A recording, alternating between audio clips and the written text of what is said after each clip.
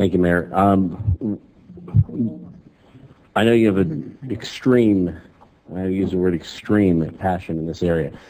I could tell that when you asked people to stick with the question whether they wanted to, the only thing you wanted them to talk about was whether they should or shouldn't declare the tree historic. But what the action accomplishes right here on our agenda item is prohibits the removal or relocation of the rain tree unless approved by the board.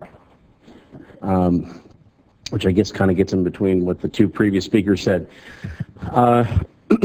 As a supporter of our history, I think we talked a little bit. I talked about the Coca-Cola building earlier. A supporter of our buildings, our natural habitat, anything else that's been here for a long time. The position I will say is that I support the tree, and the folks that I heard that really support keeping this tree the most here were the ones who are willing to put up, and I want to clarify for one of the speakers that the $1 million bond was over and above the project. That was for the tree alone. So if somebody's willing to put up $1 million bond, I'm going to guess that they have a 98% survival rate was what I heard. I'm going to guess they have a pretty good idea that this tree is going to survive and they're going to do things properly. The 3 minutes that were given to the speaker that from the tree movers company, treemovers.com is a website I went to get a better understanding. Watch some Discovery Channel episodes on moving historic trees.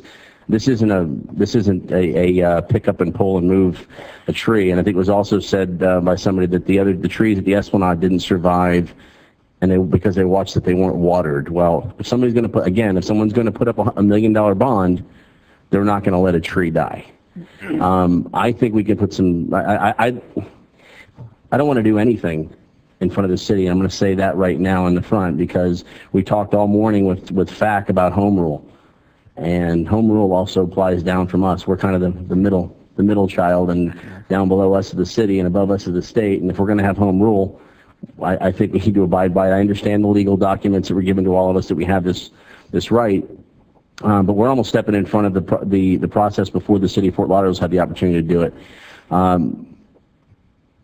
Looking at the project, and the project has nothing to do with the tree for me right now. Somebody also mentioned that could leave the tree and design the project around the tree. Well, a tree that size and of that scope is not going to survive with a 18 or 20-story building, or even smaller, but around it, unless it's given an open space. And I think that's what they want to do. I was extremely impressed by the speaker that had a historic preservation background. I think everybody has a passion in the issue who spoke. Small business owners, people in the garden club, people who have a history in the environment. The woman who spoke that had a background in historic preservation and that also taught at Harvard. I think that as you listen to speakers with the backgrounds that they have, the tree moving expert, Mr. Cox. This is an endeavor that you would charge somebody over $100,000 to do if you didn't think you had a high level of certainty to be able to do. If you watch those videos, and again we saw some brief pictures, this is heavy equipment. This is many weeks, if not months, prior, dealing with the size of the root ball, and if you look at those pictures, that was heavy equipment moving those trees. I think another comment was made that all those projects were done in clay. They were not. California is not. Pebble Beach is not clay.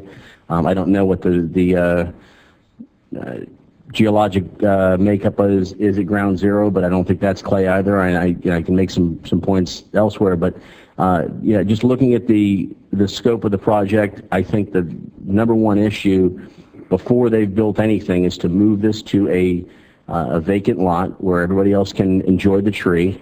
If we ask, I don't want to put any. I was going to say put some teeth into something that says that they have to show that the tree is progressing before they can do any development. But then again, we're stepping in front of the city of Fort Lauderdale, and I'm not willing to do that on this, because we don't want Tallahassee doing that with us. So I will just say that I'm in favor of what I think is the most environmentally conscious and responsible method, and that's for them to be able to relocate this tree and allow everyone in Fort Lauderdale south of the river to walk over from our new courthouse, to walk over from the other residential projects that are being built and enjoy the tree. It'll be in a dedicated park space 150 by 75 or 80 the space is, and it's the entry to the project. So I'm in support of it. I know you're passionate about it, but those are my thoughts.